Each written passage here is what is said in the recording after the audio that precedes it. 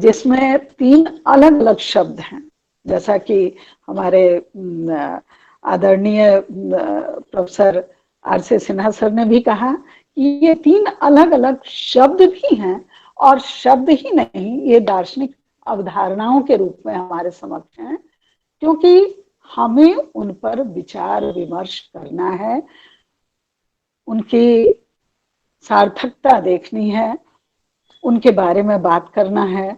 तो मुझे ये लगा, जब सुधांशु जी ने मुझे ये विषय भेजा, तो मुझे ये लगा कि ये तो तीन अलग अलग मनके हैं, अलग अलग रंगों के फूल हैं, और इनको मुझे जोड़ना है।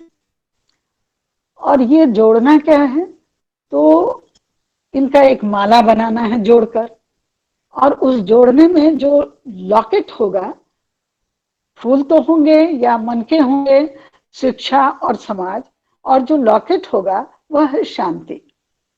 चहल साहब ने बड़ा अच्छा एक्सप्लोर किया कि ये तीनों स शब्द से हैं, शिक्षा, समाज और शांति। तो इनके विषय में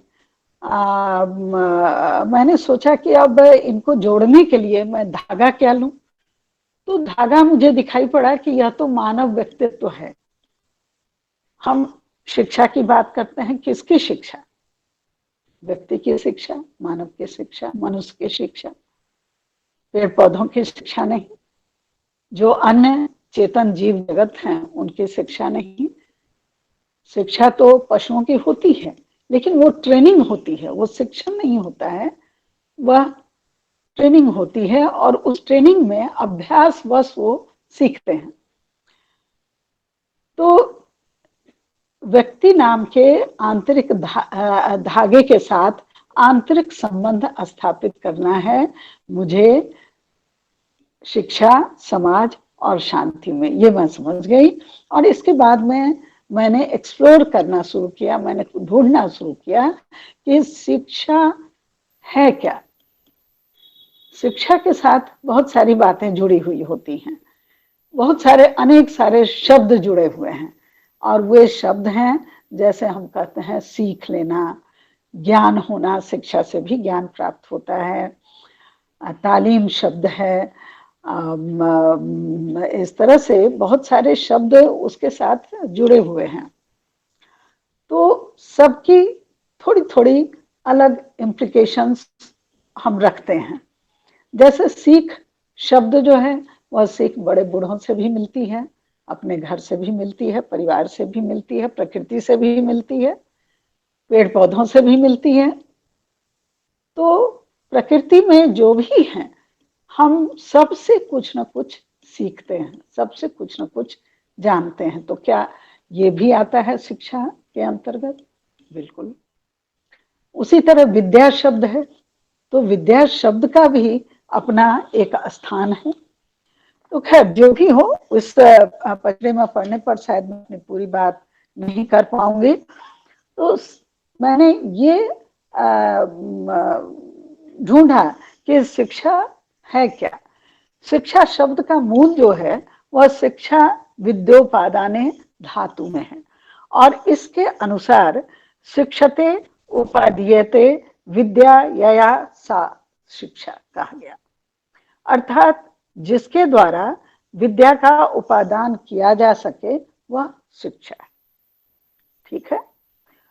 अब इस विषय में आगे कहा गया कि विद्यास्थि ज्ञान विज्ञान दर्शन संस्क्रियात्मनि, यानी शिक्षा के लक्ष्य ज्ञान और विज्ञान है। तो ज्ञान विज्ञान एवं दर्शनों से आत्मा में एक प्रकार का संस्कार उत्पन्न करना, यह विद्या है। खैर ये तो बात हो गई, लेकिन अब यहाँ पर प्रश्न उठता है कि मनुष्य के साथ ही विद्या या शिक्षा क्यों जुड़ी है। तो हम यहाँ थोड़ा याद करना चाहेंगे कि भारतीय वाङ्मय में कई जगह ये उल्लेख मिलता है कि कहा जाता है कि मनुष्य जीवन जो है वह श्रेष्ठ जीवन है, और वह श्रेष्ठ जीवन है 80 लाख योनि में जीव उत्पन्न होते हैं, और उस 80 लाख में जो श्रेष्ठतम है वह मनुष्य है। जाहिर है कि मनुष्य से आशाएं अपेक्षाएं भी हमारी अधिक हो जाएंगी, और अपेक्षा पर मनुष्य खरा भी उतरा है। कहाँ आदिम युग और कहाँ आज का श्रेष्ठ तकनीकी युग, जिसकी बदौलत आज हम दूर दूर शहरों में बैठे हुए लोग एक साथ विचार विमर्श कर रहे हैं, एक दूसरे को देख रहे हैं, हालचाल पूछ रहे हैं। तो खैर, इसके संबंध में फिर कभी बातें होंगी। अभी हम आपको ये बताएं कि ज्ञान ही वह अमिट धरोहर है जिसके बल पर हर असंभव काम को संभव किया जा सकता है। और यही कारण है कि आज की तारीख में, चिरकाल से, पुराने समय से आज की तारीख तक में शिक्षा ही मानव को, सभ्य और समाज को विकसित करती है। अब इसके साथ हम समाज शब्द को अगर जोड़ दें तो समाज की बात करते हुए व्यक्ति यहाँ पर बहुत महत्वपूर्ण हो जाता है। इसलिए महत्वपूर्ण होता है कि हमने पहले ही कहा कि व्यक्ति या मानव की ही शिक्षा होती है, उसे ही शिक्षा की आवश्यकता होती है और समाज की भी आवश्यकता होती है। बिना समाज का व्यक्ति कभी भी विकसित नहीं हो सकता है। और इसके लिए मैं 2 शब्दों का इस्तेमाल करना चाहूंगी, असामाजिकृत व्यक्ति और सामाजिकृत व्यक्ति। यानी असामाजिकृत व्यक्ति जो समाज में नहीं रहा हो, जो कभी, जिसके लिए आपने पढ़ा भी होगा, हम लोगों ने सभी ने पढ़ा है, और ये घटनाएं हुई हैं जिसके हम साक्षी हैं कि कई बार ऐसा प्रयोग किया गया कि एक मानव बालक को, शिशु को जंगल में छोड़ दिया गया, और उसकी कई वर्षों के बाद जब उसे मानव समाज में समाहित करने की, इंक्लूड करने की कोशिश की गई तो वह नहीं कर सका, क्योंकि वह भेड़ियों की तरह, जंगली जानवरों की तरह बोलता था, उसी तरह खाना खाता था। और वैज्ञानिकों का यह निष्कर्ष हुआ कि मनुष्य को समाज की आवश्यकता होती है, जैसे समाज में वह रहेगा उसका व्यक्तित्व तो वैसा ही विकसित होगा। तो इससे स्पष्ट होता है कि मनुष्य भाषा, साहित्य, संस्कृति, शिष्टाचार, ये सभी कुछ समाज से ही सीखता है। जहां तक उसमें निहित नैसर्गिक शक्तियों का प्रश्न है, जिसे हम मूल प्रवृत्तियां कहते हैं, इंस्टिंक्ट कहते हैं, सहज क्रियाएं कहते हैं, तो ये सारी शक्तियां उनमें नैसर्गिक रूप से हैं, लेकिन उसकी शारीरिक क्षमता और बुद्धि भी प्रकृति की दी हुई है, प्रकृति प्रदत्त ही है, किंतु इसमें संस्कार, परिष्कार समाज ही करता है। जैसे हमारा इंस्टिंक्ट होता है भूख लगना, भूख की प्रवृत्ति हमारी स्वाभाविक है, सहज वृत्ति है वह, लेकिन हमें कब खाना चाहिए, क्या खाना चाहिए, क्या नहीं खाना चाहिए, कितना खाना चाहिए, कहाँ खाना चाहिए, ये सारा कुछ हम समाज से सीखते हैं। उसी तरह काम भावना को ले लें, काम की इच्छा यह नैसर्गिक वृत्ति है, लेकिन अभी जैसा आर.सी. सिन्हा सर ने कहा कि समाज कुछ संबंधों का निर्धारण करती है जो कि पवित्र होते हैं, पवित्र रिश्ते होते हैं। तो वहां हम पवित्र रिश्ते की बात ना करके हम ये कहें कि समाज ने कुछ निर्धारित कर दिया है उस काम वासना को मर्यादित करने के लिए, उसको नियंत्रित करने के लिए। तो ये काम समाज ने किया है। काम की तृप्ति आवश्यक है, लेकिन सामाजिक संस्कारों और मर्यादाओं ने से ही इसे नियंत्रित और नियोजित किया जाता है। तो यह ठीक है कि कोई भी कार्य करने की हमारी क्षमता जन्मजात होती है, लेकिन इसे हम अभ्यास, प्रशिक्षण एवं स्वास्थ्य सुधार से बढ़ा सकते हैं। अतः हम यह कह सकते हैं कि पूर्णतः असामाजिक मनुष्य वास्तव में पशु से अभिन्न होता है। तो यह बात हुई समाज की आवश्यकता व्यक्ति के लिए। अब दोनों को अगर हम धागे में पिरोते हैं तो दोनों एक दूसरे के लिए आवश्यक होते हैं, शिक्षा भी और समाज भी। शिक्षा कहाँ मिलेगी? समाज में मिलेगी। और समाज के लिए यह समझा जाता है कि अगर कोई व्यक्ति शिक्षित नहीं है तो इसका मतलब कि वह एक बोझ है अपने समाज के लिए। खैर, मैं इससे सहमत नहीं होती हूं, क्योंकि कई विरोधाभास हमारे सामने होते हैं। विरोधाभास इसलिए कि एक तरफ हम एक शिक्षित समाज को आवश्यक मानते हैं, जिसकी बात अभी मैंने नहीं शुरू की थी, लेकिन हम सभी इस बात को स्वीकार करते हैं, एक्सेप्ट करते हैं कि किसी भी समाज का शिक्षित होना उसके विकास के लिए आवश्यक अंग है। तो मित्रों, बात ये होती है, अभी मैं कुछ विसंगतियों की चर्चा करने जा रही थी, क्योंकि देखिए मैंने एक सीख यह भी ली कि निंदक नियरे राखिए आंगन पुट्टी छवाए, बिन साबुन पानी बिना निर्मल होत सुभाए।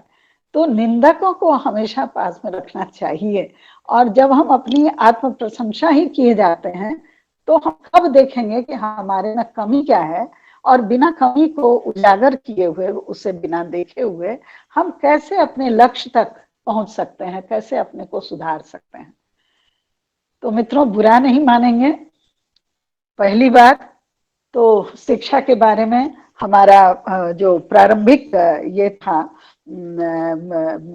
सा विद्या या विमुक्त, विमुक्ति के लिए शिक्षा आवश्यक है।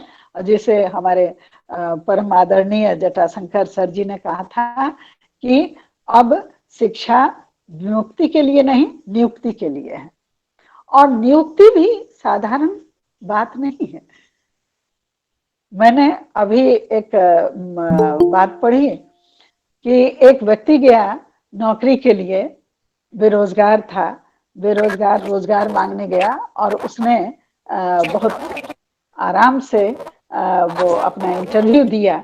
तो इंटरव्यूअर ने पूछा कि तुम क्या काम जानते हो? क्या आवाज ठीक है? मुझे लगता है जैसे, हेलो हेलो,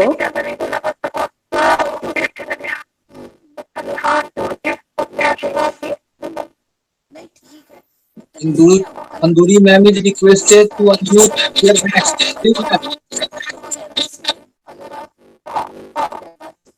क्या हिंदू खंडूरी मैम अपना माइक अनम्यूट करें?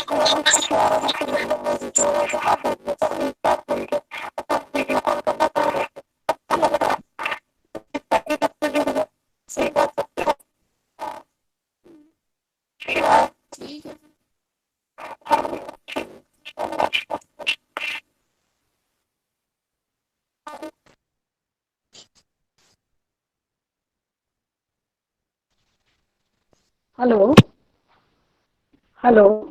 जी मैम, सुनाई दे रहा है। हाँ, अच्छा ठीक है। Hindu Khanduri ma'am, kindly unmute your mic ma'am, please ma'am. Okay, okay, okay. बस only for 10 minutes, not more than that. And thank you. So, अब सवाल ये है कि शिक्षित व्यक्ति, शिक्षित कहते हैं कि एक शिक्षित व्यक्ति समाज को शिक्षित करता है।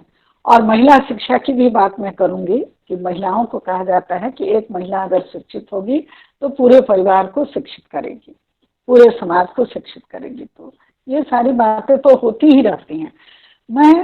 मैंने कहा था विसंगतियों की चर्चा, कि हम शिक्षित होकर के भी क्या करते हैं।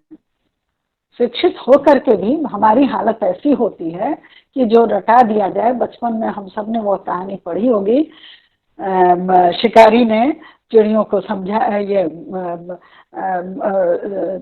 चिड़ियों के लीडर ने समझाया, शिकारी आएगा, जाल बिछाएगा, दाना डालेगा, लोभ से उसमें फंसना नहीं। लेकिन सारी चिड़ियां उस चीज को उच्चरित करती हुई वहां फंस गई। तो यही हाल, उन्हीं चिड़ियों का हाल आज हमारा है। हम शिक्षा तो बहुत ग्रहण कर लेते हैं, बड़ी बड़ी डिग्रियां ले लेते हैं, लेकिन सब जगह लिखा रहता है कि शराब हानिकारक है स्वास्थ्य के लिए, सिगरेट हानिकारक है स्वास्थ्य के लिए, लेकिन फिर भी शिक्षित समाज में यह सभ्यता का प्रतीक माना जाता है और ऐसा हम सभी करते हैं। तो भाई अब सवाल ये है,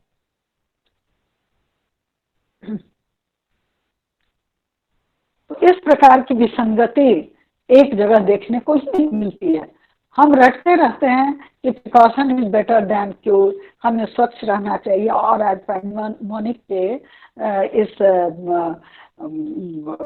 दुर्वस्था काल में हम यह देख रहे हैं कि चारों तरफ ये सीख दी जा रही है कि आप मास्क लगाकर घूमिए, डिस्टेंस रखिए, भीड़ भाड़ मत लगाइए, लेकिन जब आप बाहर निकल जाइए तो व्यवहारिकता कुछ और ही होती है। तो मैं इन्हीं बातों, इन्हीं दो, और एक और मैंने कहा कि एक इंटरव्यू दे रहे थे एक बच्चे, ये एक नौजवान से इंटरव्यूअर ने पूछा कि तुम क्या करते हो, तुम्हें क्या काम आता है। उसने कहा कि कुछ भी नहीं करता हूँ, मैं बेरोजगार हूँ और मैं नौकरी गया। तो उन्हें इंटरव्यूअर ने पूछा कि आप क्या काम कर सकते हो, क्या आप नल ठीक कर सकते हो, पानी भर सकते हो, आप कंप्यूटर चला सकते हो, आप ये कर सकते हो, आप वो कर सकते हो। जितने सवाल किए गए सबका जवाब उन्होंने देने से मना किया, ना में दिया, इनकार में दिया। अंत में इंटरव्यू लेने वाले ने पूछा कि क्या तुम्हारे पिता क्या करते हैं। उसने कहा कि किसान हैं, खेती करते हैं। तो इंटरव्यू लेने वाले ने फिर उनसे पूछा कि क्या तुम खेती कर सकते हो, किसानी कर सकते हो। उसने फिर जवाब दिया कि नहीं, मैं वो भी नहीं कर सकता। अब यहाँ पर बताइए, उसने बताया कि मैं ये सब कुछ नहीं कर सकता क्योंकि मेरे पास डिग्री है। क्या चीज की डिग्री है तुम्हारे पास? तो मैंने एमए किया है, अब पीएचडी करने वाला हूँ, मैं पढ़ा लिखा हूँ, मैं शिक्षित हूँ।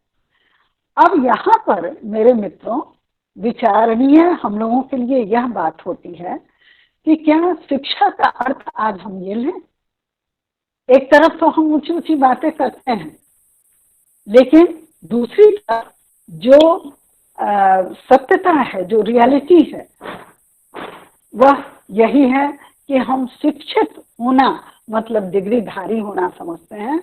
और उसी में यह बात भी सम्मिलित है कि एक से एक डिग्रीधारी, एक से एक बड़े पद पर काम करने वाले हों या छोटे पद पर काम करने वाले हों, शिक्षित होने के बावजूद करप्शन एक बहुत बड़ा व्यभिचार है जो हमारे अंदर व्याप्त है। तो हम इसके लिए क्या करेंगे? इन विसंगतियों को दूर करने के लिए क्या करेंगे? तो यहाँ पर मेरा एक ही जवाब होगा, अपने ही प्रश्न का मैं खुद अभी जवाब दे रही हूँ और आप लोगों के लिए ये प्लेटफॉर्म छोड़ रही हूँ कि आप आगे क्या इस पर सोचेंगे।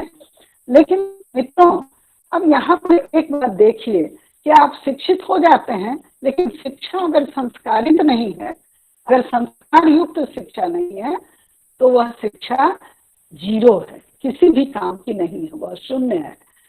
और ये संस्कृति क्या है?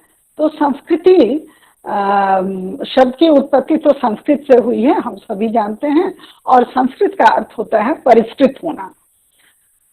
तो जो मानव भी पशु की तरह एक जैविक इकाई ही है, उसके जीवन का न कोई आदर्श होता है और न कोई लालित्य होता है।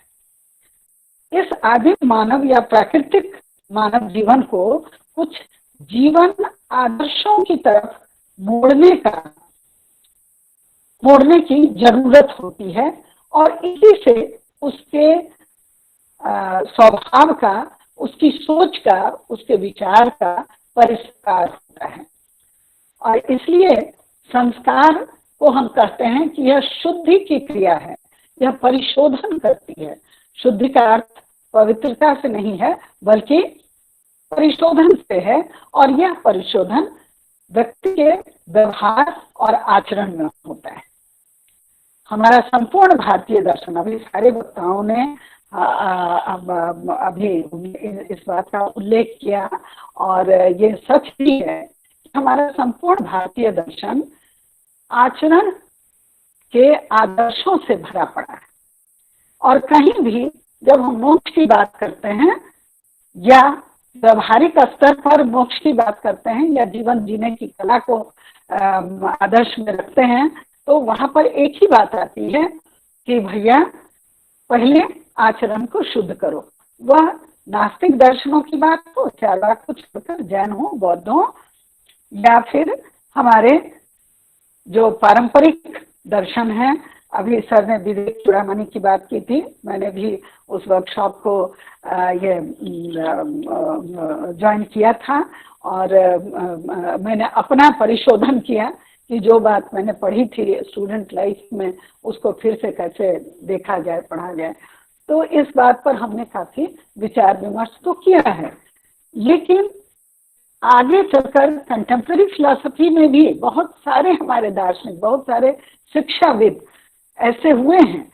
लेकिन बात है कि अगर हम उसको आचरण में संपूर्णतः नहीं उतारते हैं तो तब तक हमारे समाज का कुछ भी नहीं हो सकता है। इसलिए समाज, शिक्षा, इन दोनों को हम गूंथ दें, तो गूंथने के लिए धागा तो मानव है, लेकिन मानव की संस्कृति। हाँ, हेलो, आपका आवाज क्लियर नहीं आ रहा है ma'am. Your voice is not clear. Internet connection error, your voice is not. कितनी देर से है? हेलो जी, हेलो, अब आ रही है आवाज? जी जी, अब आ रही है। अच्छा, तो मैं ये कह रही थी, अब तो जो बात मैंने वो चली गई पास्ट में, लेकिन अब जो मैं कह रही हूँ वो यही कि शिक्षा और समाज व्यक्ति से जुड़े हुए हैं, और इन दोनों की विशेषता, इन दोनों का आभूषण वह सच्चरित्रता, वह परिशोधन है चरित्र का, आचरण का, जो कि संस्कृति, शिक्षा को संस्कृति के साथ जोड़ते हैं तब आता है, और तभी वह एक सभ्य शिक्षित समाज कहलाता है। अब बात आती है तीसरे कॉन्सेप्ट की, और वह शांति। शांति को मैंने कहा कि अगर मैं माला का ये कॉन्सेप्ट की एक माला तैयार करूं तो उसका लॉकेट होगा शांति। शांति, हम लोग सभी शांति की बात करते हैं, शांति के दूत की बात, शांति देश की बात, सब परिवार की शांति, मन की शांति, आत्मा की शांति, देश की शांति, बहिरंग शांति, आंतरिक शांति, शांति की बात करते हैं। लेकिन शांति को पाना बड़ा दुर्गम होता है, जैसा कि अभी कहा गया कि, और मैं भी सहमत हूं कि the war begins in mind. मन से ही अशांति की शुरुआत होती है। लेकिन यहाँ भी मैं फिर अपनी उस बात को दोहराऊंगी कि चिड़िया को सिखलाया गया कि शिकारी आएगा, दाना डालेगा, लोभ से उसमें फंसना नहीं, और हम बातें कर लेते हैं लेकिन व्यवहार और आचरण में उसे नहीं उतारते हैं। यहाँ मैं उल्लेख करूं, जो आज हमारे सीमा पर जो इतना दबाव है, इतना युद्ध का वातावरण बना हुआ है, वहां की बात मैं दोहराना चाहूंगी। 1962 की बात, जिस समय मैं बहुत छोटी उम्र में थी, स्कूल की पहली दूसरी पायदान पर थी, तो लेकिन मुझे अच्छी तरह याद है, हिंदी चीनी भाई भाई का नारा लगता था। शांति के दूत हमारे नेहरू चाचा थे, और वो जाते थे चौवन लाई, और इनके नेहरू जी की बातचीत होती थी, द देन प्राइम मिनिस्टर, और सब होता था कि नहीं, सब शांति, सब शांति। शांति की बात करते करते चाइना ने हमला कर दिया, चीन ने हमला कर दिया, क्योंकि उसकी विस्तारवादी नीति थी, वह हड़पना चाहता था हमारी जमीन को। हम भारतीय सदा से शांति प्रिय रहे हैं, लेकिन अशांति भी हम झेलते हैं। तो ये दो शब्द जो हैं, शिक्षा अशिक्षा, शब्द अशब्द, सद असद, शांति अशांति, तो ये सारे शब्द जो है रिलेटिव हैं। इनका अर्थ तभी निष्पन्न हो सकता है जबकि हम दूसरे का अर्थ भी जाने। अकेले इनका अर्थ निष्पन्न नहीं हो सकता है। ये एब्सोल्यूट वर्ड्स नहीं है, पद नहीं है ये। खैर, ये तो फिर दूसरी चर्चा हो जाएगी, लेकिन मैं यहाँ कहूँ कि शांति शांति शांति हम हमेशा करते हैं, लेकिन फिर भी अशांति झेलते हैं। अभी पैंडेमिक, ये कोविड-19 के कारण हम शारीरिक अशांति, विश्व की अशांति, देश की अशांति, लोकल स्थानों की अशांति झेल रहे हैं।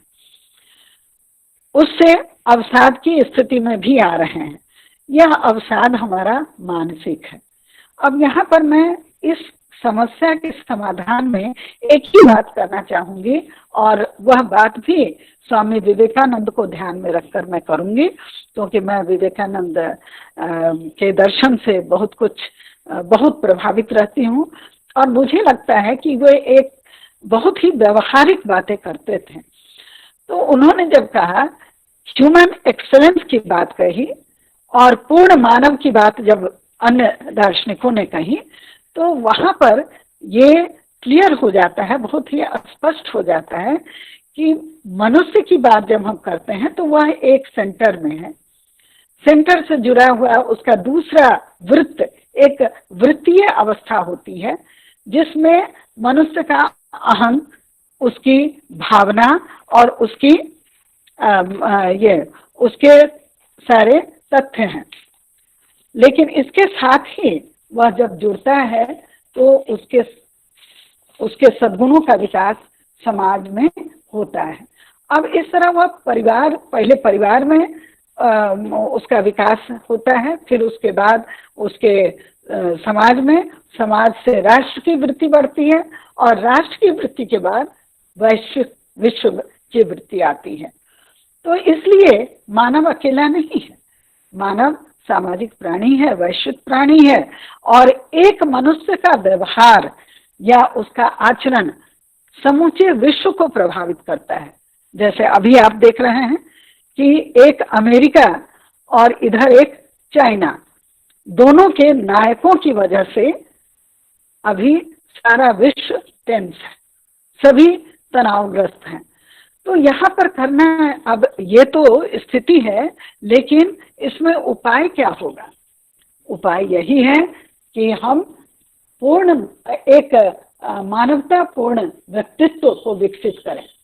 मानवतापूर्ण मतलब जिसमें मानवता के गुण हों, जो इस तरह के मानव को विकसित करे जिसमें सत्व, रज और तम, ये तीनों गुण तो होंगे। इसलिए तीनों ही गुणों के जो प्रभाव होते हैं उसके व्यक्तित्व में होंगे, लेकिन कम से कम तमस हो, कम से कम रजस हो, और अधिक से अधिक तमस गुणों का विकास हो। ऐसा मानव हो जो अपने को नियंत्रित करना सीखे, जिसकी चेतना जागृत हो, और जो मन को सारी चेतना के साथ एकाग्र करके, एकाग्रचित्त करे, उस चेतना पुंज को, उस सारी शक्ति को एकत्रित करे और उसे पॉजिटिव कामों में लगाए। तो इस तरह हम ये कहना चाहेंगे कि शिक्षा और विकास में यह नैसर्गिक संबंध है, जिसके साथ व्यक्ति भी जुड़ा हुआ है। पूर्व राष्ट्रपति भारत रत्न डॉक्टर एस राधाकृष्णन ने कहा था कि संपूर्ण शिक्षा एक साहित्य की संपूर्ण शिक्षा एक ओर सत्य की खोज है और दूसरी ओर यह सामाजिक उन्नति का प्रयास है। तो उन्नति का प्रयास, प्रगति का प्रयास, शांति का प्रयास, यह हमारा देश, हमारे नागरिक, उनमें पोटेंशियलिटी है, ये क्षमता है, और इस क्षमता का टाइम टू टाइम विकास ही होता रहता है। ऐसा नहीं है कि यह बिल्कुल निगेटिव है, इसमें पॉजिटिविटी है, और इसलिए हम ये कह सकते हैं कि समाज की स्थिति सुधारने के लिए इसका प्रयोग हमें करना चाहिए। और इस तरह से शिक्षा समाज के विकास में एक इंस्ट्रूमेंट है, एक औजार की तरह है, एक यंत्र की तरह है। जहां मजबूत शिक्षा प्रणाली होगी वहां जागरूक समाज की आधारशिला होगी। और यहाँ बस 2 मिनट में और लूंगी कि ये नई शिक्षा नीति की जो बात होती है वह मेरी दृष्टि में एक पूर्ण शिक्षा नीति है, क्योंकि जो मैंने अपनी अभी तक की उम्र में जो मैंने अनुभव किया वह हमेशा यही अनुभव किया कि पूरे देश के लिए एक शिक्षा नीति होनी चाहिए थी। और शिक्षा में जितने प्रयोग किए गए हैं उतना शायद कहीं नहीं किया गया होगा, और इतने ज्यादा प्रयोग हुए कि उसके वह दुष्प्रयोगी हो गया, वह दूषित हो गया, शिक्षा दूषित हो गई। आज हम बड़ी बड़ी डिग्रियां ले लेते हैं लेकिन ज्ञान नहीं होता है, ज्ञान का जो होना चाहिए भंडार वह नहीं मिलता है। तो इसलिए यहाँ एक शब्द मुझे ये बहुत अच्छा लगा था अभी कि हमें अपने आप को पूर्ण करने के लिए क्या करना है, किस तरह हम एक जो हमारा जो ब्रेन है, जो चेतना पुंज जिसको हम कहते हैं, उसका ट्रांसफॉर्मेशन करके ज़्यादा से ज़्यादा उपयोग, उसका संवर्धन करके ज़्यादा से ज़्यादा उपयोग हम कैसे कर सकते हैं। हम व्हाई नॉट सस्टेनेबल एजुकेशन की बात करते हैं। हम एक विकसित और सस्टेन करने वाले शिक्षा पद्धति का हम क्यों नहीं विकास करते हैं। और इसी संबंध में मुझे 5R की बात याद आ रही है। पहले तो शिक्षा में कहा गया कि ये 3R इसमें आवश्यक है, रीडिंग, राइटिंग एंड रिडमिंग। लेकिन 5R की बात अब आज हम करें, आज की तारीख में, तो वह होगा रिटेन। जो कुछ हमारी शक्ति है, जो शक्ति पुंज है, उसे हम रिटेन करें। और ये रिटेंशन पावर के लिए हमारे पुराणों में भी, हमारे वेदों उपनिषदों से जितने भी दार्शनिक साहित्य हैं, दार्शनिक वाङ्मय हैं, सभी जगह इसकी चर्चा की है। तो इसे हम धारण करें, रिटेन करें, फिर उसका रीयूज करें, उसको पुनः फिर से उसका प्रयोग करें दूसरों के साथ। और तब केवल यह करके ना छोड़ दें, उसे रिवाइज करें, उसे फिर से पुनरीक्षण करें, उसका रिवीजन करें। रिवीजन के साथ साथ अगला स्टेप हम उसे फिर नए नए विचारों को लाकर रीमिक्स करें, और रीमिक्स करके फिर से रीडिस्ट्रीब्यूट करें समाज को। तो इस तरह ये 5R हमारे व्यक्तित्व और हमारी चेतना पुंज के ट्रांसफॉर्मेशन के लिए बहुत सटीक होंगे, और इससे हमारे ब्रेन का, हमारी चेतना का ज़्यादा से ज़्यादा उपयोग हो सकता है। इतना ही नहीं, एक शब्द और भी मेरे सामने आया, और उसका संबंध आज के ये आज जिस विभीषिका से हम गुजर रहे हैं, महामारी की विभीषिका से, उसके साथ जुड़ी हुई है कि इस विभीषिका में हम कैसे, कहा गया कि न्यू नॉर्मल लाइफ हो, हमको जीना है। ठीक है, न्यू नॉर्मल लाइफ हमें चाहिए, ठीक है, वो सही है। Sorry, new normal life. लेकिन न्यू नॉर्मल लाइफ में इतनी सारी क्षमताओं के बीच हम क्या कर सकते हैं। तो यहाँ पर एक शब्द मेरे जहन में है, और वह है फिल्टरिंग टाइम्स है ये। यानी जहाँ जो विजेता होगा वह बाकी जनसंख्या से क्षण कराएगा। जैसे उदाहरण के लिए हम ये कहें कि जब यह सब खत्म होगा, तब जिनमें खास योग्यताएं हैं, जिनमें खास क्षमताएं हैं, उन्हें ही आगे का भविष्य भी मिलेगा। और वे जो किसी और के भरोसे जी रहे हैं, जो आत्मनिर्भर नहीं हो पा रहे हैं, वे हट जाएंगे। यानी फिर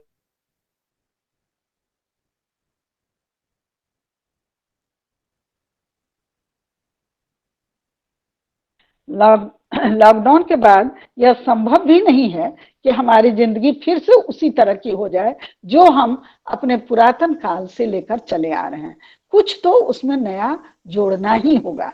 और इसी तरह हम परिवार में भी अगर मानसिक और भावनात्मक रूप से सबसे मजबूत हैं और हमारी इसी मजबूती के दम पर हमारा परिवार भी मुसीबत का सामना कर रहा है, तो इसका मतलब है कि हम परवाह करते हैं परिवार की, और परिवार से फिर बाहर जाकर हम अपने वैश्विक परिवार की भी, अपने समाज की भी परवाह करते हैं। और इस दौर में हम जो भी प्रार्थना करते हैं, जो भी आध्यात्मिक बल है हमारा, उसी बल पर हमारी समस्याएं हल हो सकती हैं। इसलिए बहुत ज्यादा हम भौतिकवादी नहीं हो सकते हैं।